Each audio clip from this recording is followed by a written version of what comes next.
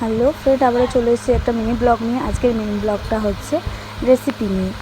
তো আজকে রাত্রিরে আমি বানাবো পনির দিয়ে একটা রেসিপি। তো পনির দিয়ে চিলি পনির বানাবো। তো কে কে চিলি পনির খেতে ভালোবাসো অবশ্যই কমেন্টে জানাবে।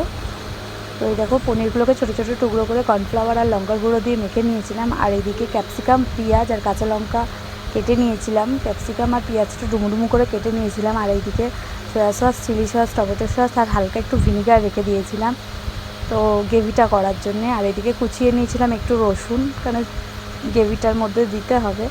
আর এই দেখো, পনিরগুলোকে একটু ভেজে নিয়েছিলাম।